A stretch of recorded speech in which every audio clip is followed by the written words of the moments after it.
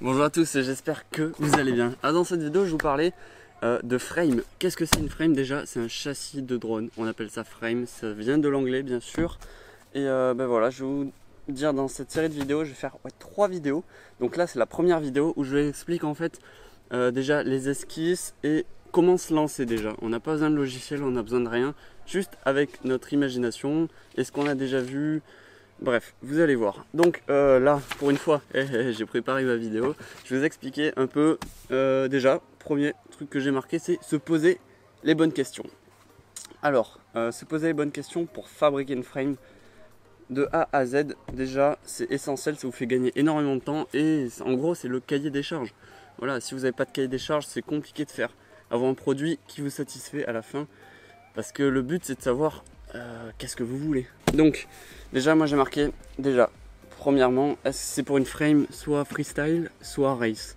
Voilà, après la taille d'hélice, donc ça va vraiment changer. Enfin, ça peut changer si c'est pour des hélices 7 pouces ou 3 pouces.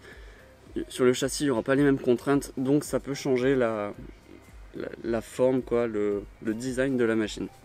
Ok, donc freestyle, race. Si on reste sur du 5 pouces, on voit très clairement que sur du freestyle, il y en a beaucoup qui mettent la batterie dessus. Donc voilà, question c'est batterie dessus ou dessous.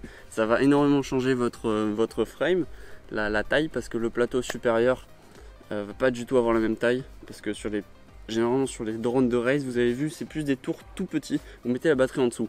Sur le drone freestyle, c'est vous mettez la batterie au-dessus et donc c'est assez long. Donc le poids ne sera pas aussi le même. Votre choix se fait aussi sur des compromis de résistance, poids, faut savoir ce que vous voulez. Soit vous voulez un truc léger qui risque de casser, ok. Soit vous voulez un truc vraiment résistant, vous limitez le plus les chances de casse. J'ai noté aussi, en fait, ce qui est important pour vous, soit c'est la vidéo, soit les performances, soit les deux. Vous pouvez trouver des compromis toujours. Donc voilà, comment vous allez fixer votre GoPro par exemple. Donc soit avec un support TPE, vous vissez, soit avec des reels 100, soit vous montez direct avec un scratch. Enfin voilà, tout ça, il faut le savoir au début, il faut savoir ce que vous voulez. Et voilà, en gros, j'ai marqué choisir ses priorités et se poser les bonnes questions. Donc ça, c'est la première partie. Après ça, je vous conseille de faire quelque chose qui est vraiment important. Enfin, je pense, ça peut vous faire gagner aussi du temps. Et c'est vraiment important, je pense, pour voir son produit final. C'est faire des esquisses papier. Esquisses papier, parce que après on fait les esquisses sur l'ordinateur. Mais esquisses papier, c'est vraiment rapide.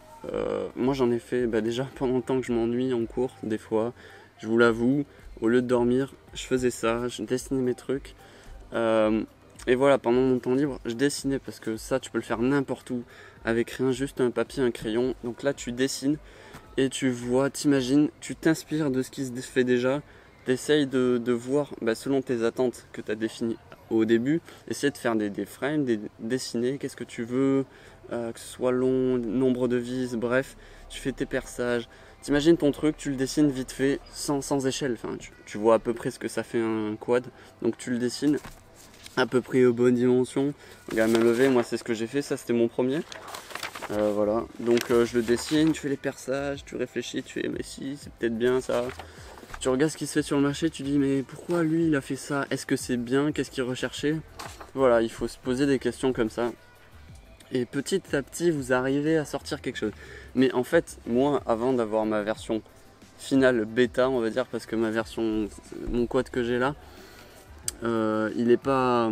Je pense pas que ce soit la dernière version, parce que j'ai besoin de tester des trucs. Vu que moi j'ai pas énormément d'expérience dans les frames, vu que j'en ai pas eu beaucoup. Donc je suis obligé de voir un peu tester ce qui se fait niveau, parce que c'est bien de voir la théorie, mais c'est bien aussi de le toucher, voir le carbone, comment il réagit. Donc voilà, ce que je fais, c'est que je dessine vraiment plein. Tout ça, c'est des esquisses. Voilà, il faut en faire au moins une dizaine, une vingtaine. Après ça dépend, parce que des fois vous trouvez une bonne bottom plate, vous dites ah ouais ça c'est cool, je vais la garder, ok, vous dessinez, après vous décalquez, vous en faites plusieurs, et vous dessinez dessus, faire les trous, les perçages, vous rajoutez les bras, après ouais voilà, vous faites que les bras, que les bouts des bras, donc petit à petit, vous faites vous regardez, là on dessine les bouts, je vais vous le montrer tout ça après, et raconter un peu ce que je pensais, et voilà, petit à petit, vous arrivez à quelque chose. Ok, qu'est-ce que j'ai mis moi? Oui, donc l'avantage du papier comme ça, c'est que ça va vite, ça va très vite. et on peut faire des améliorations, des changements rapides avec la gomme. Donc c'est rapide. Après, la dernière étape de cet épisode là que je vais faire, c'est la mise à échelle. Donc dès que vous avez votre design et tout, vous commencez à le faire aux bonnes dimensions. Donc sur papier vous pouvez le faire parce que ça donne quand même un bon visuel, voire 6. Parce que s'il faut vous avez dessiné un truc mais c'est pas possible parce que il n'y avait pas les bonnes distances. Donc vous prenez les tailles de vos composantes telles que la batterie, la GoPro, vous le dessinez, je vous le montrerai à la fin, je l'ai fait. Et voilà, vos tailles d'entretoise, et vous le dessinez comme ça, et comme ça vous avez un bon aperçu. Et après, vous direz sur votre ordinateur, et vous allez tout simplement dessiner et recopier, et ça va aller beaucoup plus vite. Ok, bon maintenant on passe à la démo en fait, enfin ce que j'ai fait. Allez, let's go. Ok, donc me revoilà ici. Je vais vous montrer un peu tout ce que j'ai fait. Donc ça, je l'ai fait pendant un petit moment. Donc avant de me lancer, j'ai fait plein d'esquisses et j'avais plein d'idées dans la tête. Mais comme en fait, ce que je vous avais dit au début, le cahier des charges, moi je me l'avais défini, mais j'étais pas sûr, pas vraiment sûr. Et je trouve que c'est vraiment super important d'être sûr parce que ça fait gagner du temps comme je l'ai dit beaucoup de fois. Ma première esquisse en cours de management, ouais j'étais en cours, donc c'était ça. Voilà, moi je voulais un truc freestyle déjà, avec le moins d'entretoise possible pour essayer de limiter le poids. Et je voulais un truc assez plat. Donc qu'est-ce que j'ai fait?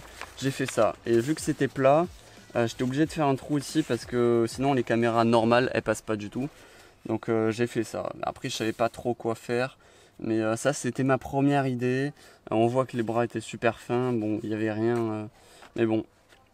C'est comme ça, c'est le premier. En tout cas niveau design là j'étais déjà parti sur des choses un peu comme ça. Un peu parallélépipède là. Enfin voilà, vous voyez ce que ça fait. Ici aussi. Que j'ai gardé à la fin. Que j'ai gardé après. Après là je suis parti sur quelque chose d'un peu plus arrondi, je sais pas si vous voyez, voilà, avec pas mal de trous, là ça ressemble peut-être au Alien, enfin je sais pas exactement, en triangle comme ça. Après je me suis dit bon, je voulais voir peut-être pour une frame aussi, ouais freestyle ou race, mais légère. Je me suis dit ça peut être cool. J'avais vu, vous voyez que Kabab, je sais pas si vous voyez très bien là, Kabab il a une frame comme ça là. Kabab FPV, donc c'est floss, je crois que c'est les frames floss. Comme ça, moi je me suis dit c'est vraiment cool l'idée. Et on va essayer de faire un truc qui protège un peu plus la carte. Donc je suis parti là-dessus. Vous voyez, j'ai dessiné la carte derrière. Voilà, donc j'étais parti sur... Enfin là c'était juste pour tester, pour s'amuser. Après, je sais pas si c'est dans l'ordre, hein, vraiment. Je pense que là, il y avait celui-là après. Là je suis parti sur quelque chose d'un peu plus arrondi, toujours avec 3 entretoises. Histoire de gagner du poids, mais après niveau fixation j'avais pas du tout réfléchi, là j'étais plus sur la forme globale on va dire. Ah ouais, là on peut voir aussi, j'en avais fait un. Donc là je suis vraiment parti sur la top plate, je voulais d'abord faire une top plate sympa, ouais, et après partir sur une bottom. Mais je préconise peut-être de partir d'abord sur une bottom, bon ça dépend, c'est des choix, vous pouvez revenir en arrière, ça pose pas de soucis. Donc là, toujours, là j'étais en X, hein. Quasiment, là non, j'étais en squished, ouais. Donc là, je faisais des dessins un peu de plus loin pour voir à quoi ça peut ressembler, voilà. Et aussi la taille, niveau hauteur. Ah, là je me lançais dans les bottoms et je voulais essayer de gagner un maximum de poids tout en étant résistant. Donc je me suis dit, ici, là c'est le nid d'abeille. Nid d'abeille, on l'utilise vraiment beaucoup en aéronautique. Du coup, pourquoi pas l'utiliser là-dessus? Je me suis dit, ouais, on va le faire. Mais je me suis rendu compte que, regardez tous les trous qu'il y a, que niveau usinage, à mon avis, ça coûte super cher. Donc j'ai un peu laissé tomber, ouais. Vous voyez ces formes, mais c'est vraiment, c'est intéressant. Pourquoi pas y revenir, mais ça coûte cher en usinage, faut voir. Donc là, pareil, je suis resté là-dessus, avec une top plate qui me plaisait vraiment bien. Voilà, donc là j'étais quand même sur un quad classique, on va dire, sans bumper en plastique. Voilà, je restais sur du classique. Par contre, les bras, j'essaie de changer, faire un truc comme ça. Là, ça se touche pas. Ça, c'est les types de bras que j'ai là sur mon prototype, mon premier prototype. Ah oui, je voulais voir aussi, comme le reverb, je sais pas si vous voyez très bien. Ici, comme le reverb, changer la hauteur. Voilà, la middle plate là et la bottom plate. changer les hauteurs, mais après c'était un peu chiant pour les entretoises, donc j'ai laissé tomber. Donc là on peut voir c'était vraiment du management, on faisait des calculs, je sais pas pourquoi. Donc là aussi je suis parti sur quelque chose. Là après voilà, vous voyez que j'avais une base, j'ai décidé de partir sur des bras comme ça et après j'ai dessiné tout autour à chaque fois, tout autour. Donc là voilà, là c'était un peu plus poussé. J'essaie de voir les systèmes de bras. Voilà, là c'est des bras interchangeables. Donc j'essaie de chercher pas mal de trucs, tester, voir. S'il faut, il y a des bonnes idées là-dedans. Donc voilà, là-dessus d'autres designs pour savoir aussi la plate qu'il y a dessous. Voilà, pour compresser les bras et la bottom plate. Donc voilà, j'ai dessiné plusieurs trucs. Un autre design, là je voulais tester, voir les formes de X, qu'est-ce que ça pouvait donner, mais bon au final j'ai rien fait de vraiment cool. Ah oui, et pendant ce temps là c'est Remco FPV, il m'avait demandé de faire un quad, enfin de dessiner une canopy et un racer. Du coup bah, j'avais commencé à dessiner une canopy. Voilà, ça c'est vraiment difficile les canopies, enfin c'est beaucoup plus difficile que les dessiner ça, vous allez voir sur SolidWorks. Et là je suis à d'autres... Là on voit un peu plus ma version finale petit à petit. Je sais pas si elle est dessinée, je crois pas que je l'avais dessinée, je crois que je l'avais fini la version finale sur l'ordi. Mais la base, j'avais pris cette base, comme vous voyez, je l'ai dessinée plein de fois. Et je me suis dit, bah, les trous que je peux faire à l'intérieur. Et là aussi. Et là, j'atterris vraiment sur ma version que je veux faire. Ouais, c'est celle-ci. Comme vous voyez, ça ressemble. En tout cas, la top plate, elle ressemble vraiment beaucoup. Et bah, le design aussi ici. Ici, là, j'avais la même idée. Là, j'ai refait une version où j'ai changé l'arrière. Et ouais, donc là, on obtient ça. Ici, là, le devant, j'essaie de chercher, mais c'est pas facile à dessiner en 3D. Mais bon, je me suis débrouillé quand même. Et là aussi, un autre design. Petit à petit, j'essaie de trouver des trucs. Là, dès que je trouvais un truc cool, je l'entourais pour pouvoir peut-être le transférer sur d'autres. Et là, on arrive sur le dernier, là, la canopie de devant.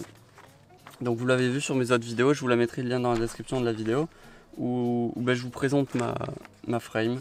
Et donc, le devant, vous allez voir qu'il ressemble à peu près à ça, plus ou moins. Donc, j'avais pas mis ça, j'ai dégagé. Bon ben on arrive au terme de cette vidéo, j'espère qu'elle vous a plu, n'hésitez pas toujours à liker, n'hésitez pas à me partager aussi des photos de vos designs ou d'en parler sur le groupe de Flex FPV sur Facebook. Voilà, je vous mets tous les liens dans la description et je vous dirai aussi un peu ce qu'il en est pour mon prototype. J'ai une petite idée avec vous en fait pour le faire progresser et le faire évoluer, donc ça arrivera en septembre je pense. Et en attendant, bah, du coup il va y avoir une deuxième vidéo sur SolidWorks où je vous explique. SolidWorks c'est un logiciel justement pour modéliser en 3D. Donc le but de cette vidéo ça va être de vous expliquer comment on passe de ça, d'un dessin à une modélisation 3D. Je vais pas aller dans les détails, je vais faire un truc assez simple. Après ça sera à vous d'aller un peu plus loin si vous aimez ça. Et oui, et je vous expliquerai aussi après, dès que vous l'avez modélisé en 3D, comment vous faites pour obtenir un fichier DXF qui s'appelle comme ça, pour pouvoir le découper directement à la machine, enfin l'envoyer à quelqu'un pour qu'il vous le découpe. Et voilà, je crois qu'après on aura fait après vous aurez de bonnes bases pour fabriquer votre propre châssis. Et ça me fait super plaisir. Allez, en tout cas moi je vous dis merci et ciao.